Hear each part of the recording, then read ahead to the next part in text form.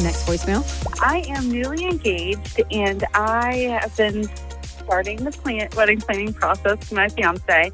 And we asked both of our parents just if they had any ideas for contributing or what that looks like. And my parents kind of blew us out of the water with their amount, and it was much higher than we expected. And they're pretty financially irresponsible. So moving forward, we're trying to make our wedding budget, and just curious, how much weight do we put into their contribution? Their reliability percentage is probably about 50% with things that they follow through with. Oh, boy. Oh, no. Okay, hold on. We got to figure out her name. I have a name for her. Do you? And we're going to say it on three. Hold on. Let me think. All right. 1, 2, 3. Katie. Sarah. Oh, Katie's a good one. That's a good... Katie and Sarah are in the same family. Yeah. I think we can all agree on that. And where are they from? City. Ready? Oh, gosh. An exact city, not a state? Yeah, I got a city. You I was thinking about it. Okay. I was thinking about all it. right. Ready? City. Ready? 1, 2, 3. Phoenix. Sacramento. I thought of Phoenix, too. West Coast. I did. I was in the West Coast area. Let us know, Katie, Sarah, Phoenix, Sacramento. Okay. Well, the 50% follow through, if they're really offering an amount of money, then I would say, okay, thank you so much. Is there a way? Can I have it? To put this in an account for it to be our wedding account so that when we're meeting with vendors and we're doing stuff and we're buying stuff online, down and all that we're not having to go to y'all every time.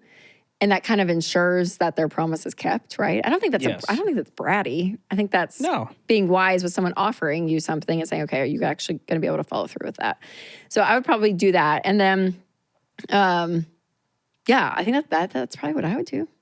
Is that bad? I don't know why that feels selfish. No, I feel like if I'm those parents, I'd be like, okay, we're going to write you a check for this amount and say, hey, if you don't use it all, use it for your future together.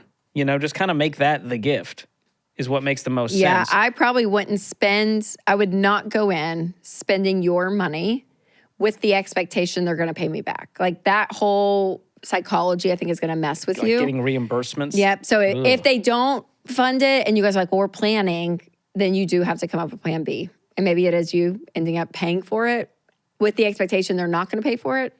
And then maybe they come through later. That's great. But I would not be spending money thinking on the back end that they'll end up reimbursing us. You know what I mean? Yeah. No, that's scary. Because they go, oh, gosh, they didn't follow through and now we have all these expenses. Yes, this is it's a theme. We hear this a lot. And I think parents are well-intentioned.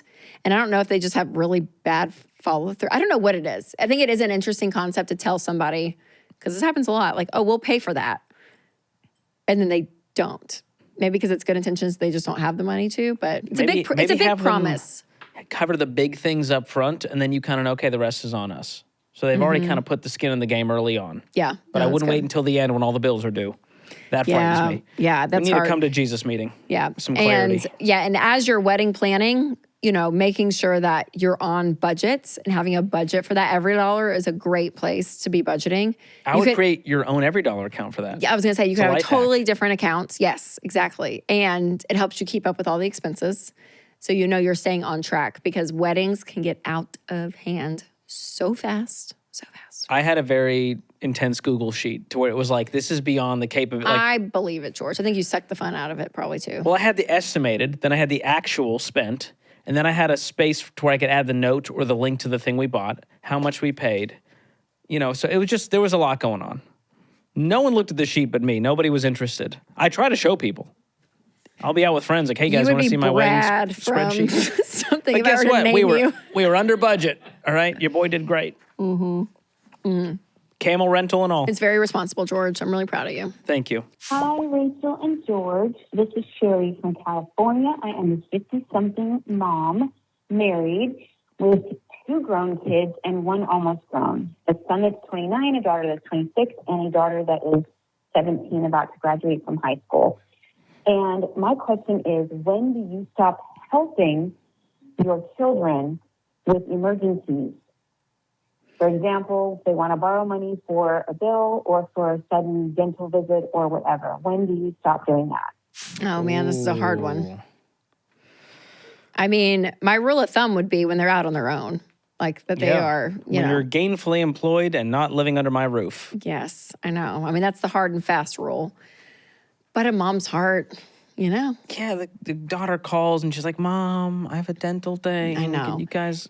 And she said borrow, which worried me a little bit. Oh, good catch. She said, yeah, they asked to borrow some money. I'm like, well, now it's a weird loan situation Yeah, we're with not going to family. borrow. Yeah. But then it feels weird to like continue to gift this money and enable them. Yes. Because they yes. go, well, I got Bank of Mom. Why figure out how to save for my own? That's right. That's right. Yeah, it is. It's such an interesting thing because I've known people in different camps in this with like, they don't have responsibility and they are just kind of like living as they live and they need help and the parents are there to bail them out. So I think it is one thing when parents help just bail out irresponsible kids, adult children. That's not helpful, right? You're not helping your child become a responsible adult. But then on the other hand, I've heard multiple stories of parents that, you know, the children they're great. Like they have work ethic, they've done great things, but they just don't make as much. And so the parents have the ability to be like, hey, yeah, we'll treat you guys to a great vacation, or we will replace your car for you. Because, you know what I mean? Like there's something about, as parents, it's a balance that you are able to help your kids. And that's a beautiful gift if you have a great relationship with them. And you know what I mean? Like there's something about that I think is really noble and wonderful. But it's out of the idea that it's not because you have to bail them out. I think that's the key word. Bailing them out, that's tough. Especially time and time and again. they expect it. Do you know what I mean? Like there's a lot of that feeling that I think is not great. But I have known people in situations and they're awesome. They just don't have it to cover. And the parent's like, hey, I'm going to help you out this time. And it's great. Yeah, and you it's kind of wonderful. want it to be like on the parents' terms and not the kid. Oh, that's you a know good what I point. mean? Yes, that's a great distinction. Like where I just notice it, like the kid's working hard. I'm like, you know what? I could They really... didn't ask. Yeah. And you're like, you know what? I'd love to do this for you guys. That's when it's like cheerful giving versus a Yes. bailout situation. That's a great And way of I'd have putting more it. follow-up questions. What is the work ethic? Do they have jobs? Has there been a really sudden life change where they truly need the help right now to get Yeah. back on their feet? Yes. Or is this an ongoing pattern of just, well, I spend everything I make and therefore I can never cover an emergency? That's a Right. bigger problem. So we got to kind of teach them how to fish here instead of just tossing more fish over. That's right, yeah. But the character of people is big when it comes to money. And that's with any kind of like relationship question, whether it's within spouses. You hear crazy stuff with spouses that like, Oh, we had one gosh. today. Literally, the guy was like, wouldn't give her access and she's a stay-at-home mom. It was terrible, terrible. So I'm like, that's the character of a guy that is not good, right?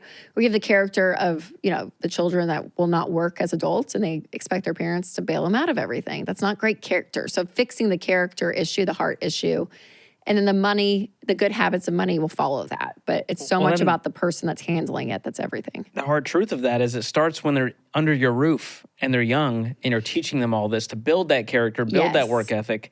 Because it's hard to like suddenly reverse that and all of a sudden be like bad cop and be like, listen, you're 26 now. I'm not bailing you out anymore. They go, whoa, what happened?